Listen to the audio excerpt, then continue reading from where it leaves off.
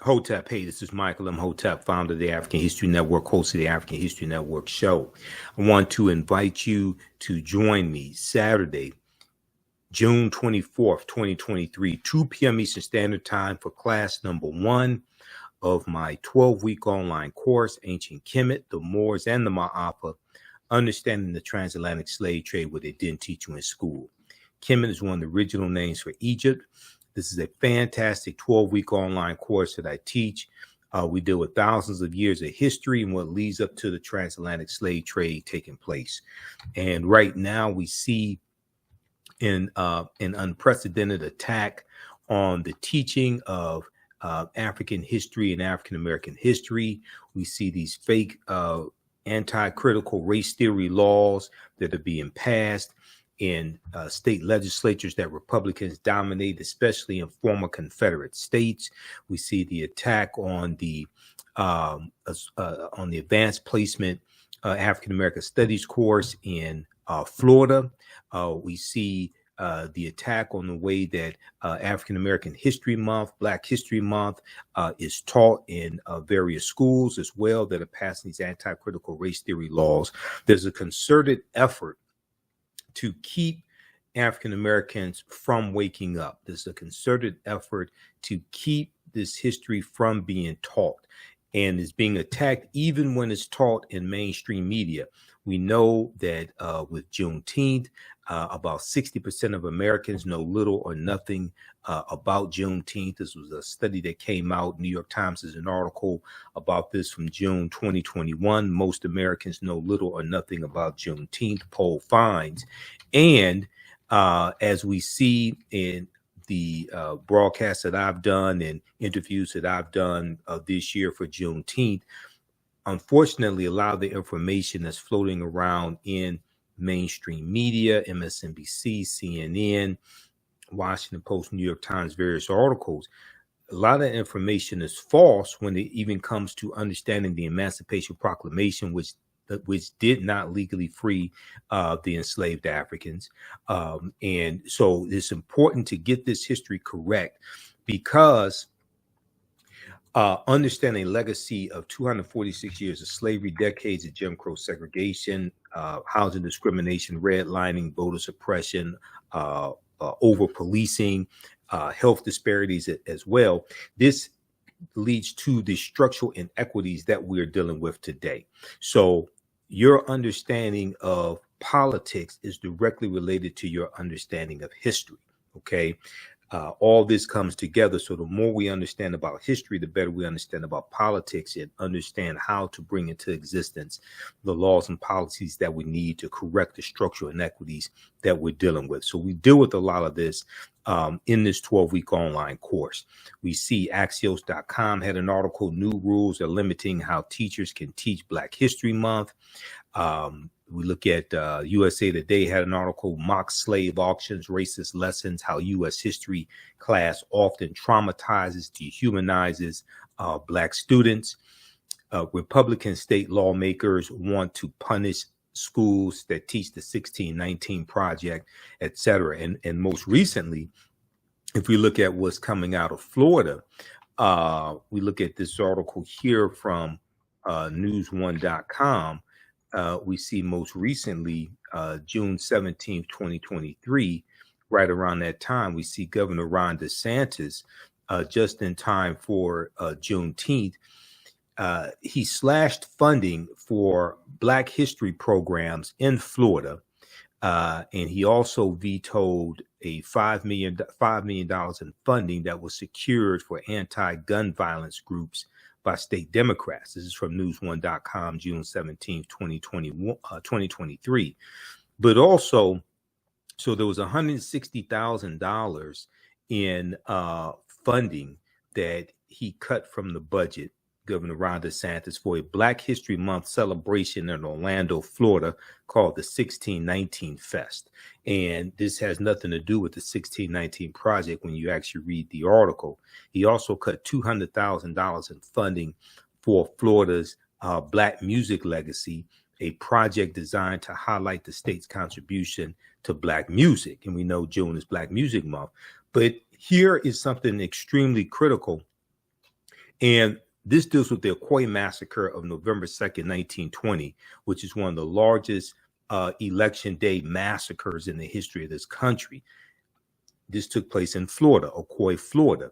In 2022, Governor Ron DeSantis vetoed $1 million for Valencia College to create a feature film about the 1920 Ocoee Election Day massacre, in which a white mob attacked and killed dozens of African-American voters in the nation's worst instance of election day violence. Okay, so we see this concerted effort to suppress the teaching this information, to keep it from being taught. All right, so this class is extremely powerful, extremely critical. I've been teaching it on and off since 2017.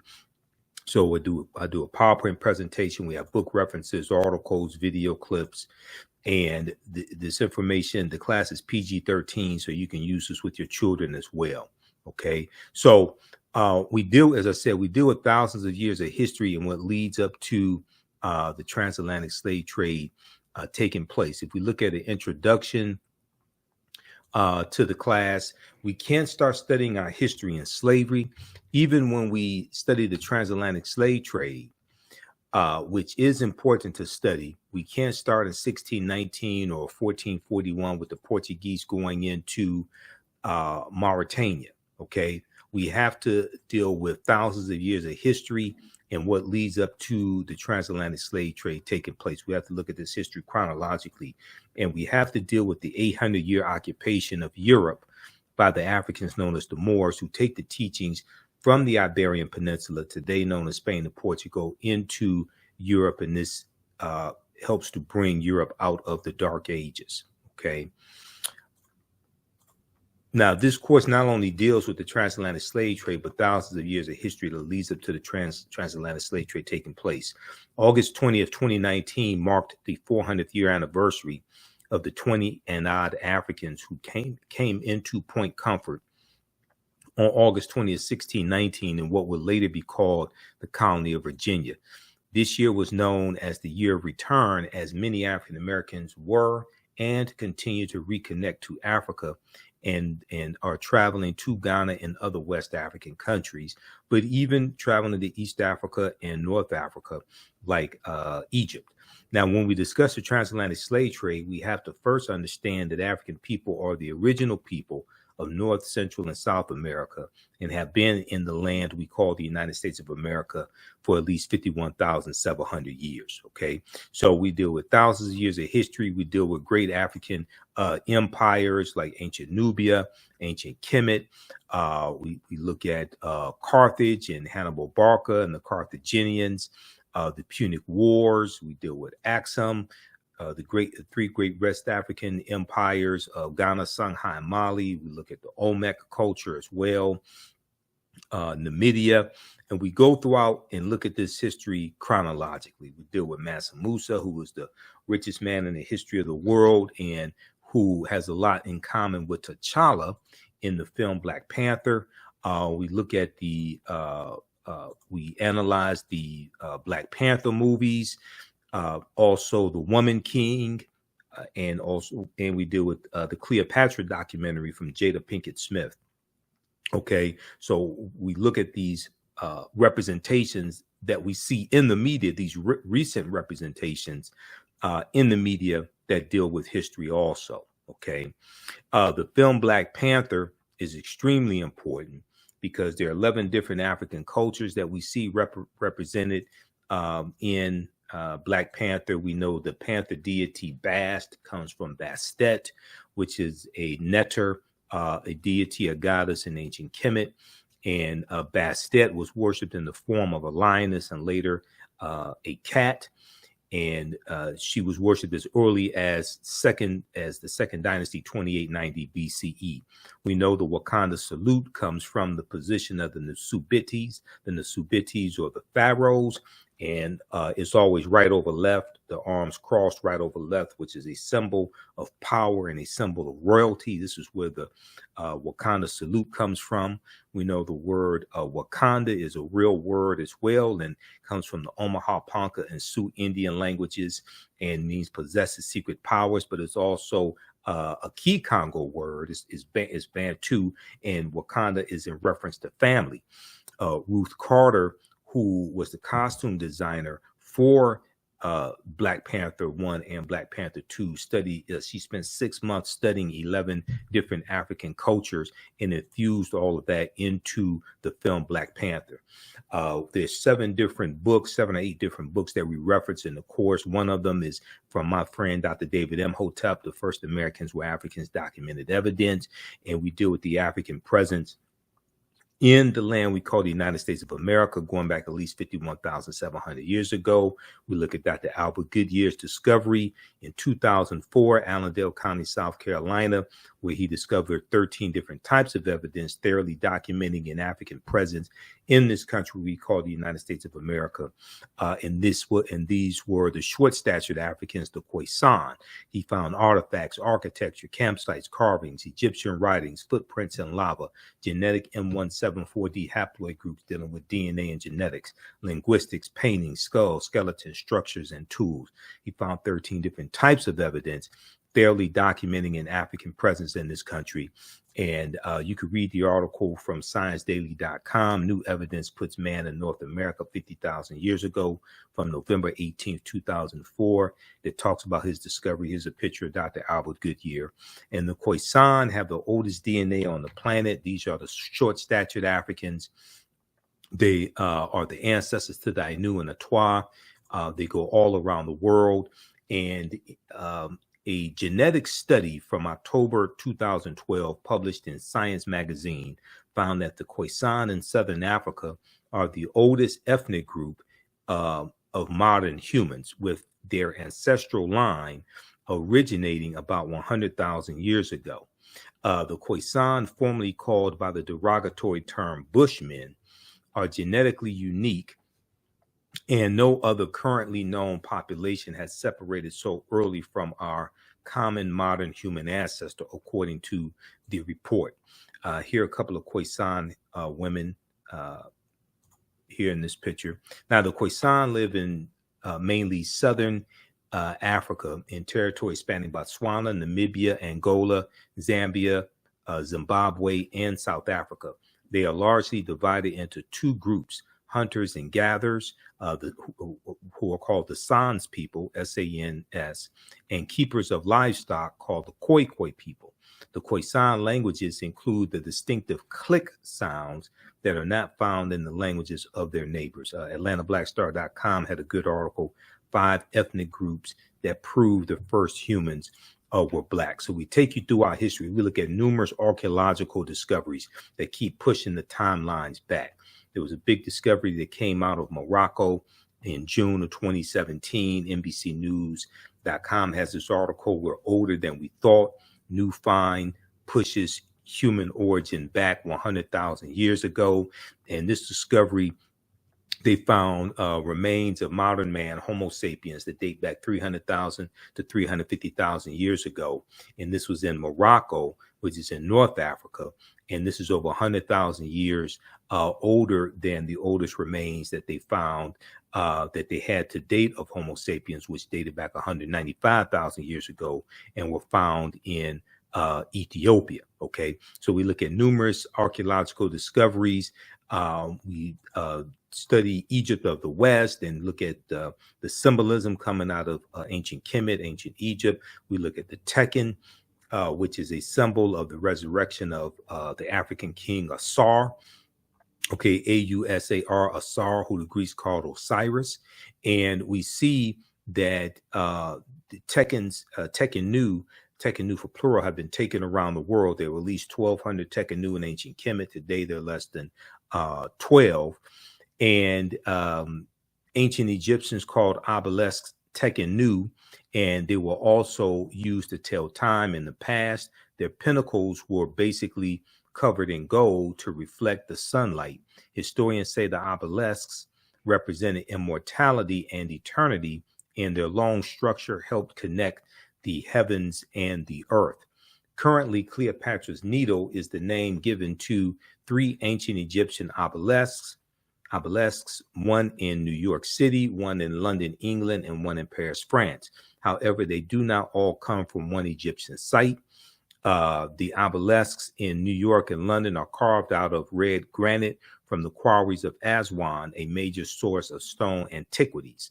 Okay, the two obelisks were commissioned by Nasubiti or Pharaoh Thutmose III for the Temple of the Sun in Heliopolis near modern-day Cairo, with each weighing about 224 tons and stands 68 feet tall.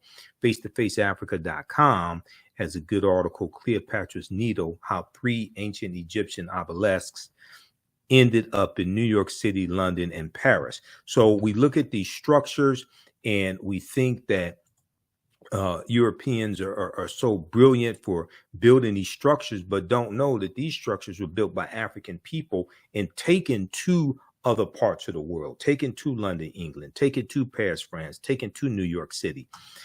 In this class, we deal with how the layout of Washington, D.C. is also a copy of the layout of ancient Kemet, ancient Egypt. Okay, so Africa has given so much to the world, introduced civilization, introduced writing, introduced economies, the first economic system, introduced agriculture, the first political systems, etc. But the first Holy Trinity comes out of Africa as well, that of Asar, Osset, and Heru, who the Greeks called Osiris, Isis, and Horus. And we know that there were approximately 1,200 Tekenu built in ancient Kemet, but only about a dozen are found, or less than 12 are found in Egypt today. Many of the Tekenu removed from Egypt are now in Istanbul, Turkey, London, England, Paris, France, Berlin, Germany, New York, Rome, Italy, Vatican City, and elsewhere throughout the world. The Tekenu are now called obelisks by their new owners, and few know their origin or that they symbolize the resurrection of the African king Asar.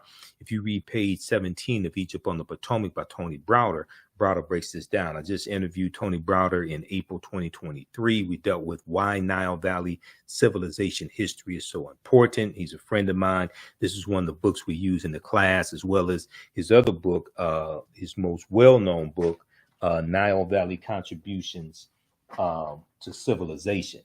And we have that one. I have that one here. So we show you excerpts of the books on the screen. So you don't have to buy any of these books. You can if you want to, but we show you excerpts of the book usually in the class. And this is a very visual class as well. I do a PowerPoint presentation. These are some actual slides from the class. I put together the whole curriculum for this. I'm a historian. I've been studying 31 years. You see me on Roland Martin Unfiltered. You see me on Faraji Muhammad Show, The Culture. You see me on the Tammy Mack Show, Reva Martin in real time. And you watch the African History Network show. So, you know, I've been doing this a long time. Okay. The word Mason is derived from the Latin words mass and sun. Mass and sun. Mason means child of light and expresses the desire to pursue light, which is a metaphor for the sun, which symbolizes knowledge. The term child of light or sons and daughters of light was first used to identify students who had completed 42 years of study in the temples of ancient Kemet, ancient Egypt. Many Masonic temples were modeled after the temples of Kemet, places where light or knowledge was imparted in a series of steps or degrees. So if you read pages 18 and 32 of Egypt on the Potomac, Browder deals with this type of information. So the concept of going to an institution of higher learning and getting your credentials in a series of steps or degrees, associate's degree, master's degree, bachelor's degree, PhD, that comes out of ancient Kemet. That comes out of the Grand Lodges, where we taught this information and the initiates studied for 42 years. Okay, so we have, let's see. All right, so we deal with things like why is Christmas celebrated on December 25th? There's so much information that we deal with in the class. We deal with the origins of Santa Claus coming from Sinterklaas, which is Dutch, and the Dutch introduced this this religious figure of Santa Claus, Sinterklaas. Sinterklaas is Dutch for Saint Nicholas, and Santa Claus means Saint Nicholas, and center class had a sidekick named Black Pete Joie de Piet, who was a Moor. So this also deals with the presence of the African Moors in Europe, in Holland, and in the mythology they talk about how Black Pete comes from Spain. Okay, and center class comes into the Netherlands in early November on the steamboat coming from Spain, and we know Spain is where the Iberian Peninsula, where the Moors go into Europe in 711 A.D. So we deal with who are the Moors, origin of the word Moor as well. We deal with some of the history of the Moors and what they introduced into Europe, and the Moors bringing Europe out of the Dark Ages, and how this is going to be to our detriment as well. And this leads to the transatlantic slave trade. So we talk about Jada Pinkett Smith's documentary, African Queens. She had one segment dealing with Queen Nzinga or Njinga. She had another one dealing with Cleopatra VII. So we talk about that as well. And we have to deal with Christopher Columbus because when we look at where Columbus went on his 4 voyages, these areas have never recovered from from being conquered by Spain, and Columbus is crucial to the expansion of the transatlantic slave trade and helping lay the foundation for slavery, racism, capitalism, and the exploitation of indigenous people. And when we look at where Columbus went on his 4 voyages, he never comes to the land that we call the United States of America. The closest he comes here is Cuba, which is 90 miles away. Okay, so this is a very comprehensive class. We do the sessions live. All the sessions are archived and recorded. You can go back and watch it anytime. This is Ancient Kemet, the Moors, and the Ma'afa, understanding the transatlantic slave trade, what they didn't teach you in school. Class number 1 starts up Saturday, June 24th, 2023. Register right now. Visit our website, theafricanhistorynetwork.com, theafricanhistorynetwork.com. So when you visit our website, you scroll down the page, you'll see the information for our Sunday night radio show, the African History Network show, 9 p.m. to 11 p.m. Eastern Standard Time on 9:10 a.m. Superstation WFDF, and we broadcast on our social media platforms. You see our PayPal, Cash App information here as well. And then 12-week online course. So we do the sessions live. All the sessions are archived and recorded. This class is on sale $80, regularly $130. You can register for the full 12-week online course here. When you click on that link, it takes you to the next page. And on the next page, just click on enroll.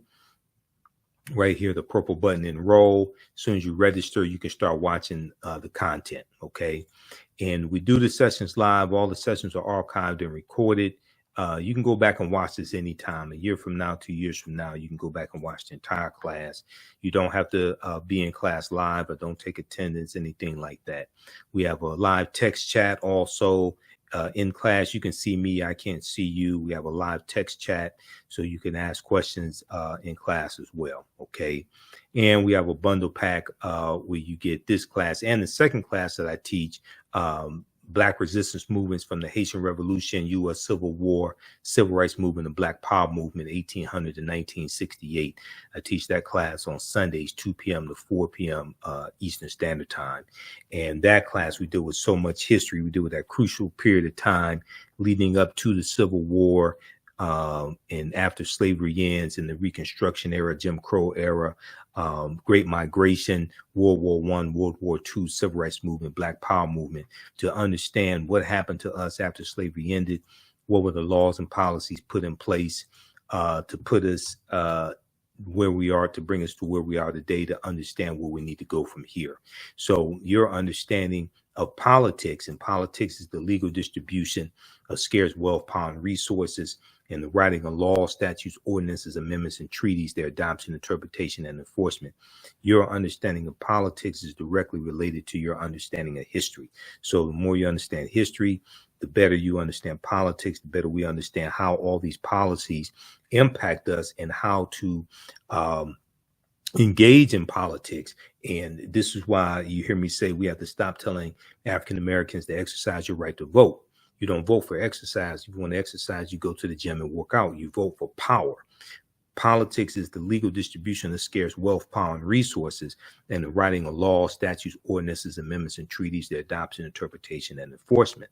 So we have to understand history, economics, law, and politics to be able to put together agendas, to be able to organize and force our agenda and get policies put in place that are beneficial to African Americans, and what's good for African Americans are good for America in general. All right, so visit our website, theafricanhistorynetwork.com. You can register for this class. Class number 1 is Saturday, June 24th. Class number 2 is Saturday, July 1st. Class number 3 is Saturday, July 8th. And this is 2 p.m. to 4 p.m. Eastern Standard Time. We have the link for the class in the thread of the broadcast. You can register right now. We have bonus content already uploaded that you can start watching, and you'll also get 5 of my lectures free included with the registration of this course. There will be in the video library, so you can stream 5 of my lectures also. If you want to support the African History Network, and if you if you want to pay through Cash App, you can do so right through our website. Right on the homepage of our website, our Cash App information is there. $ the AHN show through Cash App, or through PayPal, paypal.me/the AHN show. And this is our Cash App account. And we have the link on the homepage of our website because there's some fake African History Network Cash App accounts out there. And I'm still trying to get them shut down. So when you scroll down our website, we have our Cash App information. Click right here, and takes you to our Cash App link. Is $ the AHN show, SHOW. And when you go to it, it will say Michael also. So we have that there, and our PayPal information is here as well. paypal.me/the AHN show. All right. So we'll hope to see you in class this Saturday. Remember, right knowledge corrects wrong behavior. It's not over till we win. Wakanda forever. And we'll talk to you next time. Peace.